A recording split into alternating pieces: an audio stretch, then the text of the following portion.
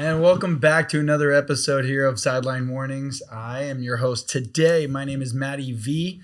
Alongside me, as always, is JT and Mr. Falafa Mui. Just a recap, it's again second episode here. Excited to be here, excited to do some new things. We're going to bring some similar topics, some new topics. We're going to keep building our episodes as we go. So last episode we came up, we have obviously now have a new slogan that we like to put on our merch. And JT, would you like to share that new slogan we have? Yeah, put some chalk on it. Wait, please tell me what does that mean? Well, throw some chalk on. It's kind of like, when you get hurt and, the kids back in, my day, because it was all long ago, all that, my dad or my mother would be like, hey, rub some dirt on it. Well, if you're getting after it and you're hitting the weight room, you're doing something, you're in your business, you're in a business meeting, you're doing something. Hey, throw some chalk on it. Throw some chalk on. Just get it going, man. Get it going. Some type of way. Experience with some chalk? I have so much experience with chalk. Every hardship I've ever went through, I just threw chalk on it. That's why we're doing this podcast. People laughed at us and we just threw chalk on it and we're doing it. Here we are. Episode 2. Episode 2. Nobody thought we'd have one. Oh man, we just doubled up. We just doubled up. 200%. So we like to base a lot of our script here today and on every episode a lot like how we run a football practice. So when we started off our days, we always start off with pre-practice, getting that warmed up. And that's when we're just talking to each other. And that's what we've done in our past 2 episodes to start. Today, for our first segment, we're going to be doing what we like to call is something right after pre-practice is Blitz on Cans. All right, so Blitz on Cans. We like to bring up a topic in today, what's going on in pop culture or our lives or anything around us that we like to reference and just start talking about it. So for our topic today on Blitz on Cans is college coaches that are heading to the NFL. We are starting to see a trend of college coaches taking off to the NFL. What I'm asking you guys today is, why do you think that is? Why are they taking off of the NFL? Is it NIL reasons? Is it NCAA sanctions? Is it higher pay? Is it actually a cut in pay from what they were getting? Let's start. Falafa Mui, please start us off. Yeah, I think it's interesting. I've heard college coaches say that, and NFL coaches say that the grind is harder in college than it is in the NFL. And they're actually using words like fleeing to the NFL, which is kind of unheard of. Usually you work your way up to NFL, but I think more and more coaches would rather be NFL coaches in college right now, at this particular day and age. I think NIL has something to do with it. And I don't think it's necessarily the fact that players are getting paid. I think it's the attitude that comes with it. I've heard stories of, I'm not going to name who, but I have very close sources to me say that they've had recruits coming, to the school and they're not asking the right questions. Like, where am I going to fit in this offense? Am I going to love it here? Am I going to play here for 4 years? It's how much are you going to pay me? And that's the deciding factor. And I get it. I like that too. But I think that the college coaches don't want to deal with that. And they'd rather deal with grown men in the business of the NFL with that. And these are all, 17, 18-year-old kids. So I think the grind, maybe you see less and less of your family, all that stuff kind of builds up. Yeah, I agree. I think that really what it comes down to is, I think it has to do with the type of players that you're getting, like Falafa Mui mentioned, but it's also how much you're getting paid as a coach, right? So let's say, for example, you're going to X university and you're a position coach and you're making, $250,000, $300,000 a year. You get a huge, massive recruit that just lands. You guys just get him, bang, boom, and he's making $1 million a year in NIL. Oh, yeah. So now you're getting a kid who, yes, I'm sure you'd love to coach, like no doubt about it, and develop and send him to the league and whatnot. Mm-hmm. That pads your resume, that makes you look good, that gives you opportunities.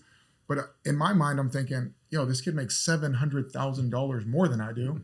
And I got to coach him and I got to develop him. Why is he going to listen to me? Well, exactly. He's not going to listen to me. Yeah. Then it's like you get in the league, not that I've had any experience coaching college or NFL by any means, but if I'm thinking I'm in the league, it's like, okay, cool. I'm a lifer. Like I'm here to stay in the league. This is what I want to do.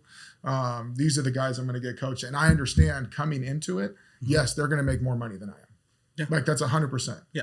Aaron Donald, I'm a D-line coach. Like, yes, that guy is a freaking monster. Yeah. Is he worth every penny? He just retired, but is he worth every penny of $30 million a year? no doubt about it. But you can't say that about a kid fresh out of high school. No. And on top of that too, it's like for these guys who are coming in, they're coaching college, and let's say they're whatever university they're at. Now they got to recruit all year long because now you got to recruit the transfer portal. You got to recruit high school kids. That's a lot of individuals that you got to touch base with. Your bandwidth within that it's not all there. There's only 24 hours in a day. Yeah. No matter what time you wake up, no matter what time you go to bed, that 24-hour clock is up, and you might not have all the time in the world for that, which takes away from kids, your wife, your families, holidays, whatever it may be, all the things vacation. Yeah. I don't think those, I mean, I don't know any of them, but I don't think those guys get to go out and spend 2 weeks with their family in Hawaii or Tonga or anywhere like that. They don't get to go to these places. Like I love going on vacation with my family. It's wonderful. Yeah. So, but I mean, in terms of money, in terms of sacrifice, in terms of all that, like, you know, Matty, you were a GA, you get it. Imagine if you were a GA and you're getting a free master's and doing all this stuff, and you see this kid come in and you're like, wow, this kid's getting $500,000 as an 18-year-old. I mean, let's be honest. They were already making more money. Yeah, they're making even more before money. NIL Yeah, deals. fair, sure. Fair, but now it's out in the open. But now it's out. Yeah. And now you know how much somebody's exactly, actually making. Exactly. But I mean, what's his name said it? The head coach for Matt Rule for Nebraska. He said a good quarterback in the portal costs $1 million to $3 million. Yep. How many of his staff members in Nebraska are making $1 to $3 million? God, not many. Maybe OCDC. Not many. Maybe OCDC and maybe him. Maybe. Position coaches aren't getting paid. Okay, so let me name some coaches, and you tell me why you think they left college. Okay. Jim Harbaugh. Well, I think he's in a great situation no matter where he's at. Do you think if the NCAA wasn't coming down on him with possible sanctions for recruiting, that he would stay at Michigan for another year? Just won a title. I kind of have the sense that he accomplished what he wanted to accomplish in college, and now he wants the big one. Yeah, in my opinion. Do you think he drafts JJ? I don't think so. At Just 5? to be a backup? At 5? There's no way you do that. If you don't take Brock Brown, if you not going to pick well with that one. Yeah, no. Let's see if it pans out for you. Let's see how it pans out. Yeah, I don't think. I mean, at 5, you go with what helps the best. Okay, so back to Jim Harbaugh, though, right? What do you think the reason? For Jim, the guy has accomplished so much, right? And he's been in the NFL. He played as a quarterback. Yep. He's been a great coach wherever he's gone. He did it with the Niners. But yeah, I think it's that he's chasing that Lombardi trophy. I really do. He's got one. I mean, now he's got the NCAA trophy. Yes, exactly. And he did it. He beat Bama, and then he beat Washington. Like, did what he needed to do. Beat Ohio State. Like, all those teams. Like, there's some big accomplishments for him. I think he's got a grand scheme to his whole deal. I don't think he really cares about the NCAA, to be honest. Okay. I mean, he's done. He took his team to Italy during that 1 year, and they said that was the thing. And all he did was win. So many people might not know, but Ryan Grubb, being the former OC from the runner-up national losers with the Washington Huskies, he's now the OC for the Seahawks. He was the highest paid OC in college football. DeBauer takes the coaching job at Alabama. Obviously, DeBauer probably offered him the coaching job and highest paid OC once again. Why go to the NFL? I think, well, I'd have to know more about Grubb. I don't know his family situation or if he's married or have kids, but something that you got to realize is that when you are coaching a college team, you're with that team year round. Pros, you send them home and they come back to camp trained and conditioned. But college team, they're on campus. You are running off-season workouts. You are running spring ball. Pros, send them home. You guys better come back in shape, conditioned, or you're going to lose your job. Or you're cut. Yeah. So great point. That's already X amount of months that you can stay at home and be with your family or do whatever you want to do. But if you're in college, it's January, February, you're running workouts. Yep. You know what I mean? I think for Grubb, I think he kind of fell into another great opportunity. Like, number one, he lived in Seattle for how many years? You know, being with DeBoer, what was it, 2 or 3 years? Right now, so he doesn't have to move to Alabama. Yeah, he don't have to move again. He doesn't have to pick up what he's doing, right? He can stay in Seattle, which is a city that he seemed to like, right? On top of that, they just got a new head coach in Mike McDonald, the DC from the Ravens. So they're looking to build something there. That guy was a badass coach for the Ravens. I mean, their defense was phenomenal last year. Yeah, I mean they held the Chiefs to 17 points in the championship, right? And then And defense is what they do in Seattle. And defense is what they do, right? So he's going to have some things and intricacies that he's going to have to work through. But for him, I think McDonald, I mean, I don't know much, but I think he's going to give him the full reins to draft who he wants in this upcoming draft. They just got that quarterback, Sam Howell, who I think he's going to like. He probably wanted to get him, right? So he's in a really good situation. Doesn't have to move. He's right there in Seattle. I mean, I'm sure he can try and poach kids from Washington that he's coached already, Romeo Duzier, whoever he wants, if they trade up for him. But yeah, I mean, that whole college to NFL thing is becoming more relevant because of all these other factors that the NCAA is dealing with that they're really not addressing, right? So, I mean, I love that you actually brought it back that he's staying in Seattle, which you mentioned earlier, because college jobs are just going fast. It's like you're moving. You're constantly, your family's going with you. Yeah. Like, how can you have a career as a wife of a football coach in college? Yeah. Can't. Yeah. Where's your home base for the kids? Like, I had Bobby Houck at UNLV. He went UNLV, Montana, at San Diego State. His kids were going to every other school. Yeah. So, hence why didn't want to be there. Yeah. Crazy stuff. So, let's go with another one. How about the reason Nick Saban doesn't go to the NFL? Do you think an NFL team would hire him? Oh, absolutely. I think they would hire him. Hire him to be the head coach? I think the way Saban coaches is different than other head coaches. Yeah. Right. So if you ever listen to him or watch him, or it won't work in the NFL. I don't think so. what he does and requires of players is what the NFL wants. From what I've heard, and I've talked to a few people, and going to things or whatever, what they do in the NFL, it's not necessarily, and I could be 100% wrong. So, but this is just what I kind of listen to and what people tell me. They're not teaching technique. They're not teaching all these things. They're kind of like giving them like different ways of doing things. So it's like, hey, blah, blah, blah, I saw you rip through this. Let's work a quick swim move over this guy. Or it's like a suggestion. They're suggesting that they use different moves or different things to different athletes, where it's like, you go to Bama, it's like, yo, this is what we're running. We're running 4-2-5. We're running, 7 bracket, whatever it may be. This is exactly what we're running. This is how you're going to do it. This is your leverage point. This is where you're going to be. This is how far you are off the ball. All that stuff is literally told to you. Then you get to the NFL. You got safeties who are phenomenal. You got backers who are phenomenal. You got all these guys who have literally proven themselves already. And it's like, okay, now you can freestyle a little bit. Yeah. You want to line up here? Great. You want to show cover one? Blah, blah, blah. You want to sink down? Great. So it's the suggestion points versus this is exactly what we're doing. This is how we're doing things. Totally. All right. So now we've warmed up a little bit. Our podcast is going. Our practice has already started. Now we got to get to a little competition, a little good on good, as we like to say at practice, right? Yeah. So in today's, for a lot of mine, when I'm hosting, I like to do ethical questions, bringing up some type of situation that's going to make us think deeply, and hopefully we don't all agree on the same idea. So since we're also a little bit on the sports side, I want to bring us back to a movie, Bagger Vance. Wow. Jeff, you've seen it? Elijah, Yes. we've seen it? Seen it. In a scene, Mr. Juna, a.k.a. Matt Damon. Yep. He's in a huge golf tournament, right? He is in this tournament. He's over on the side. He finds his ball. He's cleaning the ball off. He takes a twig, moves it. Ball moves half inch. Legally, in the rules of golf, Jeff, what does that mean? Stroke penalty. Stroke penalty. This is a big tournament. Massive. He goes, I have to count it. Only 2 other people saw it. His caddy and the caddy assistant. They tell him not to count the stroke. What do you think he should do? Well, are you Patrick Reed or are you not? I think that's the real question. Golf is a game of ethics. It's a game of it's a gentleman's game. It's a gentleman's game. It's a sport. You can't get away with that now. True. All the cameras are always watching. Yeah. I think it depends on who you want to be. Like, yeah.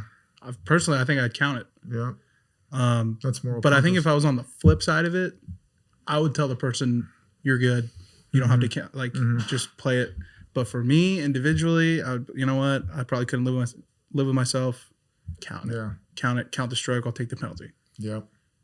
Yeah, I think as a competitor, you want to be you don't want there to be any questions or asterisks absolutely. after, whether it's in Absolutely. your own mind or in Yes. the eyes of the spectator or the Yes. fan or whoever Mm-hmm. whoever it is. So I think you count the stroke, and then you just literally put all the pressure in the world on yourself to go ahead and make a big shot. So I like that point because if you win, Yeah. but in the back of your mind, yeah, you know, dang, should I have counted that? exactly. You'll never accept it. Or if you win and it didn't, and Yeah. and the stroke didn't even matter, Yeah. that's going to make you feel like a dick even Yeah. more. Yeah.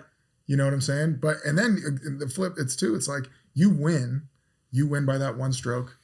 You didn't give yourself enough credit that you could beat this guy in a playoff. Mm-hmm. So now it's like you're demeaning yourself, and you're like, "Yo, I ain't got it." Yeah. But I'm counting the stroke. I'll count it. I'm counting the stroke. Okay, now you're not in a tournament. Now you're just with your boys. Oh, Oh, come on. no brainer. No brainer. That doesn't bogey, count. That bogey turns to birdie real quick. Yeah. Oh my God. Pick up the ball, put it in the hole. Exactly right. Albatross. No doubt about it. Totally. There's so many times I've been in the weeds and like my ball is like over there and I'm just like kicking it forward, left, forward. Oh, well, all right. Sounds like that was an easy ethical question for you two to answer. All right, moving on. Now, getting to our special team segment. Every practice needs to be separated. You need to focus on special teams, third of the game, right? Absolutely. And 1/3 of this game is a third of our team, us three, The Trinity. Trinity. That's right. And today we're focused on JT over here. Wow. So we're going to do a little interview. Oh man. All right. Some questions off the top. So Jeff, which was your favorite team you played for throughout your football playing career? Your favorite team could go back to Pop Warner, high school, JUCO. There's layers to all of that. When Must I was pick one. I know, right? Your rules, not mine. I think my favorite year, I think you got to just say when I was playing in high school in 06, when you're playing high school sports, it's so much different than when you graduate and go on to the next level. Like JUCO, Division I, Division II, whatever it may be, there's a bond with your teammates that's just different because you're playing really for like, which is kind of changing now, but it's back when I was playing back in my day. There was the love for the sport, the love for the school, the love for the name on your back, right? On all that stuff, right? So I think it's 06 when I was playing, and those guys, like, going to their weddings, seeing them, my buddy's having his baby like yesterday or today, like seeing his pictures of it, like all those things mean a lot. Being the godfather to one of my best friends' kids, him being the best man. I think there's a lot of things that go into that. So That was a special team. it was a special team, but in terms of like the whole thing with it, like, our coach and the coaching staff and the players and all that stuff that we did, I felt like it meant a little more. And it's not taken away from the other teams I've played on. Mm-hmm. It was just when you get past high school, it's just more business-like. Yes. It's just more business-like. Yes. Everyone's got their own dreams and aspirations of what they're going to do versus you're playing in high school. Yes, you got the dreams and aspirations of playing the next level or whatever it may be, but the guys that you're with, most of them stick around for a while. So I think I'd have to go with that. That's a good one. I'm glad to be a part of that since I was the water boy for that You team. were the I'm water really boy. proud of that. Man, you were really good too. Speaking of I 06, was in first grade. there he was. Yeah. I was waiting for it. Yeah. I had a question. You came to our games though. Yeah, I was there. Generational gap. I was there. Little did I know. Anyways. Dating us. That's right. All right, next one. Which was your favorite team that you've coached throughout your coaching career? Because every coach knows that you shouldn't answer this question. I mean, You must. But we're gonna do it. So I think We're going to get personal in some of these. You're going to be upset. I'm not upset. I'm good. 2013 team I coached. I think that was my favorite. The kids will probably get upset when they hear that, but That was a badass team. That was a badass team, man. Yes. And they were real. I did spend 1 year outside of the school that I'm currently at, but that was actually kind of a fun year because I got to do a bunch of different things. I coached O-line. I don't know anything about O-line, but it was great. How successful was that season? We were 8-2. We're balling. Good. It's all coaching. That was all coaching. Guys didn't make playoffs? No, it was JV. The 1 year I coached JV. Don't ever want to go back. But I mean, I like where I'm at. So, 2013 team, special group of talent. We had a bunch of kids who played on and made it really far. That team was great to be a part of, and that was my first year. That was my first year coaching, like actually being like a position coach, learning, getting better, all those things, and a lot of things that I still coach to this day and attribute is from that first year. So, I'd say that team was special, man. They were good. They were really good, and they were a fun team to be around. But on top of that, a lot of the teams that we've coached on have been really fun to be around too. Helps when you win. It does help. Winning helps. So would you say that 2013 team was your favorite linebacker core? No. No. And I'm not just saying the best performance. The relationship you have with those kids. What is the strongest relationship you've built with which linebacker core? Probably this last one, this 2023 class. A lot of time or with the them. 2024 class. Yeah, spent a lot of time with them. Great kids. Actually, the 2023 class, when I had those seniors on that team that didn't play at all, those kids were phenomenal to be around. Number one, they understood the role in the team. They were like, "Yo, these kids are better than me." Right. But that didn't take away from what they were doing. It didn't take away from them wanting to be on special teams. It didn't take away from them being on scout team. They really humbled themselves for these younger kids. And I think the kids who were starting really respected and loved that. But that unit on the 2022 team was really special and dear to my heart. I loved that team. This last year, let's be honest, this last year, one of those kids quit. No, they didn't. He didn't. He's playing lacrosse. He quit football. Well, he enjoyed himself when he was playing for me, so that was it. Fake it till you make it. Anyways, okay. All right. If you had to, so as everybody knows now, Jeff played linebacker in college, and high school you played nose guard. Nose guard. I was a hell of a nose. Fastest nose. Put some chalk on it. Okay, but if you were to play offense, no, I need to change that because I know you're going to pick running back. No. Anyways, what position on offense would you coach? Oh.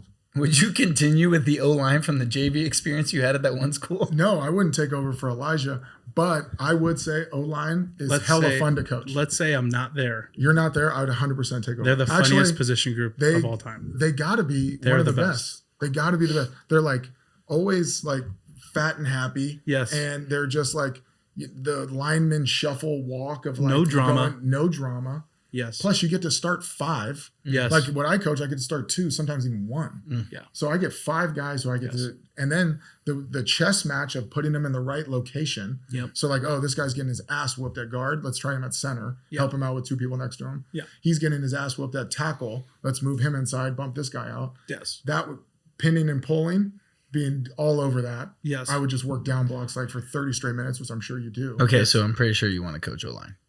If I did not coach linebackers, you just go through a whole practice plan for us to explain that you're going to coach O-line? Dude, I mean, if he needs an assistant, sure. Moving on. You could have used me last year. I didn't have to just had a simple question. I know, last year you didn't have last to year I coach didn't at have to all. do anything. All All I had to do was show up on game day. Yeah. That was it. Most memorable moment in your athletic career? 2010, Indiana, Purdue, interception in overtime where we were losing. We were winning, then we were losing. Then we brought it to overtime. I believe Tandon Doss, Ben Chappell to Tandon Doss to tie the game. Overtime comes. Indiana goes on defense first. We get a tight end pop pass, RPO read that gives up like 20 yards. Next play, they run power pass to the sideline, to the Indiana sideline. You sound like LeBron James recapping a playoff game.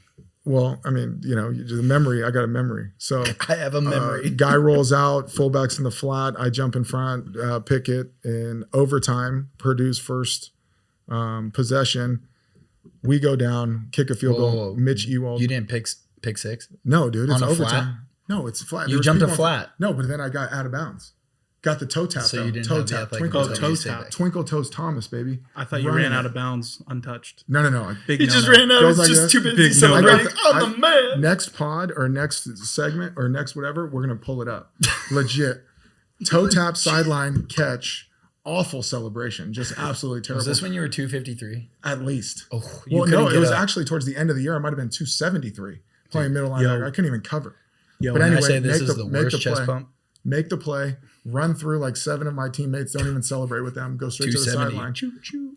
Mitch Ewald kicks the field goal to win Love it, to Mitch. beat Purdue, Dog. win the bucket at Purdue for the first time since 1996 in 2010. Because his trophy's Most- a bucket. The bucket. We put an eye on that, which When, was great. when you win, do you say you kick the bucket? No, Good. Okay. we brought the bucket home where it belonged. All right. Moving on. All right. I think we're done listening to Jeff talk for a bit. So we're Yeah, going to good. move on. Good, I'm tired of it. But you get to now spout out. Because it's game time. All right. Time to play a game. A little trivia action for you boys. Ooh, wonderful. All right. I know the answer, so I can't partake. Name 4 NBA teams that don't end with the letter S. Jazz, Magic, Heat, Thunder. Thunder. Bingo. Thank Bingo. God we have Let's more go. than one trivia question. Let's go. Name 6 FBF college mascots. Stop looking at my computer, I wasn't. Jeff. Cheater. Cheater. Wasn't even looking. Name 6 My eyes FBS were college closed. mascots that don't have a color in their mascot name or end with the letter S. Cardinal. Incorrect. Stanford. Stanford Cardinal is off their vibrant red of their uniforms. Fighting Irish. Google doesn't lie. Oh, Fighting Irish. Fighting Irish. Right? Midshipmen. Yeah, you're right with that one. Yep. Um, Can you tell Elijah where the midshipmen are from? yeah, the Navy. There you go. Okay. See, The you didn't Navy know. midshipmen. Nevada Wolfpack. Oof. Damn. We got free. How many do we need? Free? We got free. We're free. we got free. Bargain. Okay. Midshipmen. Fighting You Irish. are at 3. No color and no S. No color, no S. Damn it. Alabama's out. Crimson Tide, huh? Crimson's color. Yeah, I know. That's right. Crimson and cream is Indiana's colors. Seriously. Crimson and cream. Sounds like a soda. Yeah, it does. Shit. Cut that out. We got 3 other ones. Those are really good. It's got to be a team in Texas. Let me know when you want a hint. No, we don't want your hints. We don't want hints. We don't want Oh, your this is going to be a hints. real long segment. It's got to be a team in Texas, right? Absolutely not.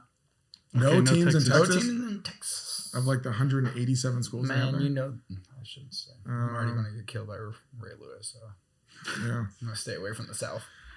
Damn it. New York can overrule if they need a hint to move this going. All right, give us one hint. They made a movie about it. They made a movie They made a movie. about a team. About a Oh, team. Marshall, Thunder There and you Herd. go. Thunder and Herd. All right. All right. That guy's legit. How does he go from No, Texas? don't change the subject. I know, but I'm We're just on saying. trivia. Is there a team called the Bison? Yeah, Notre Dame, North Dakota State. Bison. Counts? Count it? Count it? Bisons? Oh, What the? What? Bison is singular. Yeah, we know. Put an S on the end to make it plural. There's They're only- not.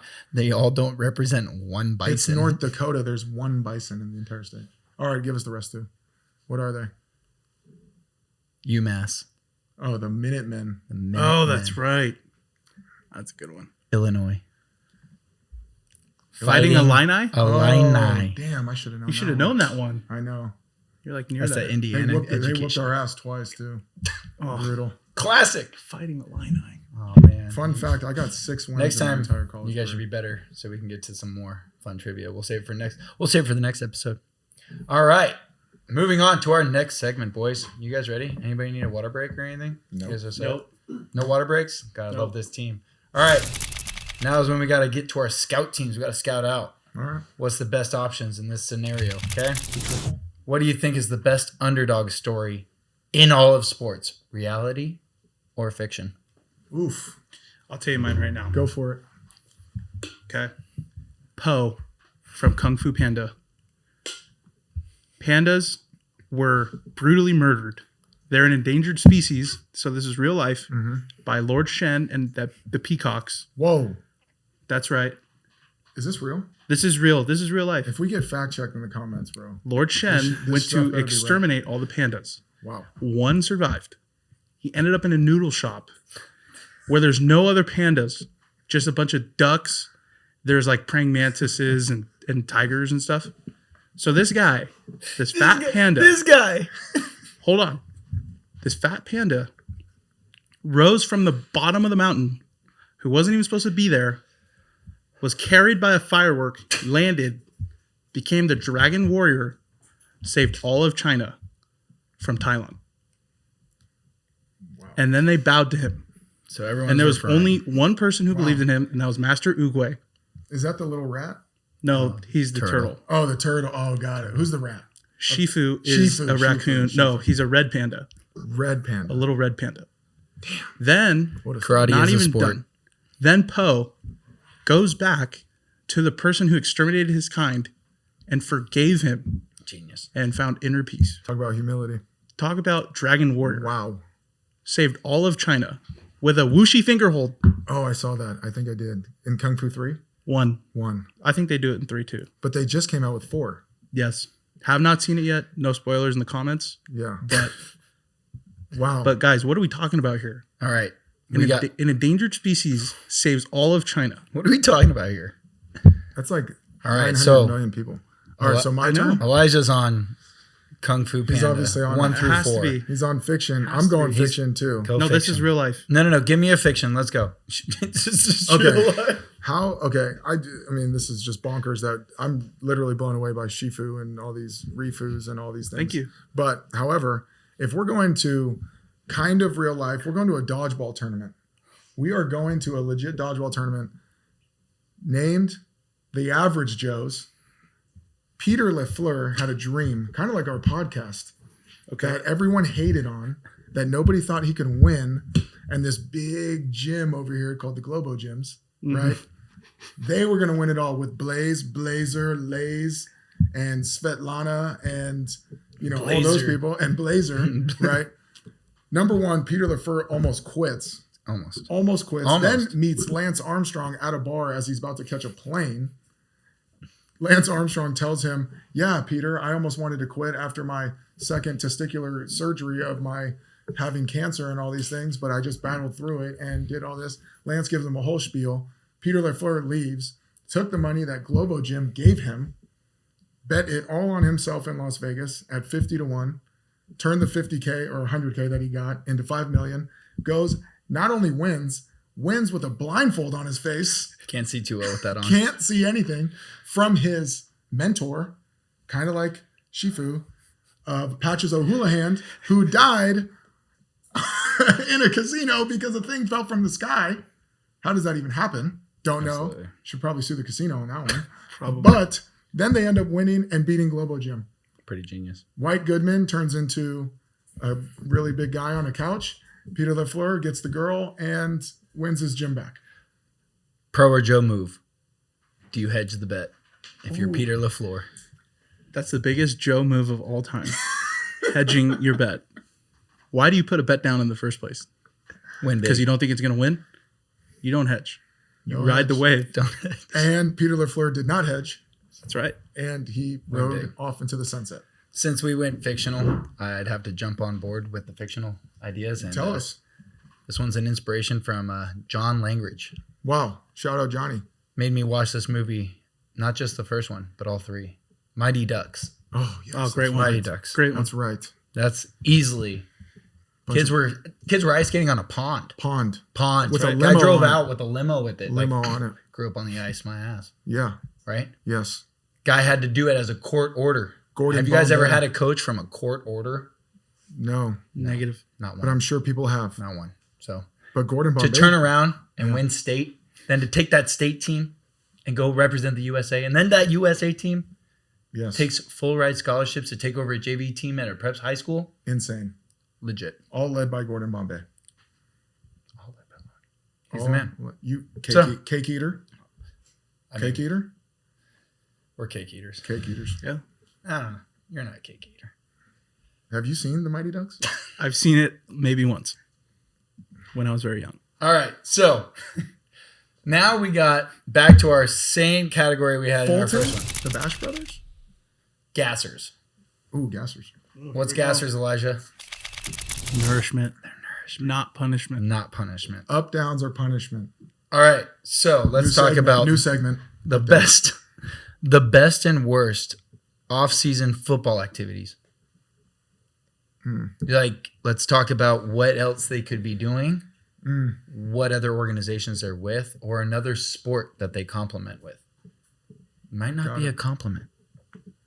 Are we talking football here? We're talking football off-season. We're talking football off-season. Because we're all football coaches. We all played football. We don't all necessarily have the same background when it came to winter and spring. Yeah. But we can all bond on fall. What did you guys do in the off-season? And what do you think is best? Well, rule number 1, don't be sitting on the couch for 6 months. Yes. Don't be sitting on the couch for 6 months, Matty. Video games are cool. Video games What are if I'm in fine. my computer chair? Then you're kind of like... Like our offensive coordinator will stay up until 3 a.m. in a computer chair and just fall asleep in it. Yeah. It's got to be legit. That's because he lives and dies by the code. That's true. Literally, the gamer code. Shout out to OC. Shout out OC. I love you.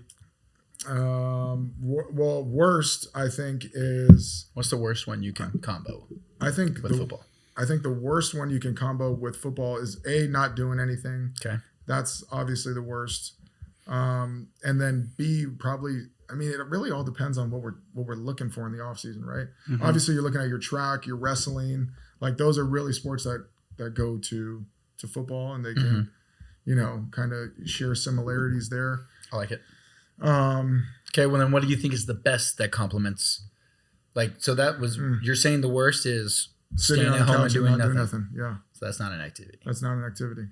Video games. I think Yes, the video best Yeah, what's the is best? just do another sport. Yeah, I think football only in high school is too much for a kid. yeah, What if that's sports rugby? Go play rugby. yeah, Do something you love. yeah. Like, you want to golf in the off-season? Golf. Want to Table play tennis. baseball? Yeah. Tennis. Go play table No. tennis.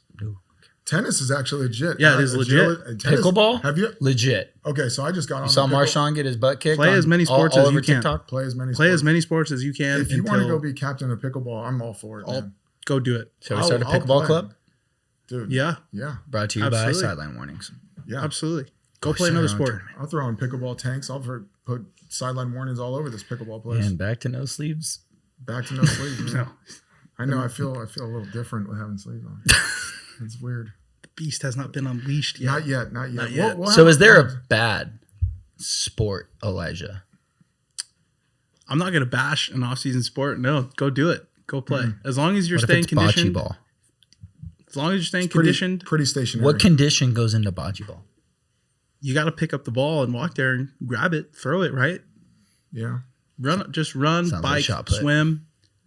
See, See, but we're athletes though. just pick it up and throw it. But we're athletes. As far as you can.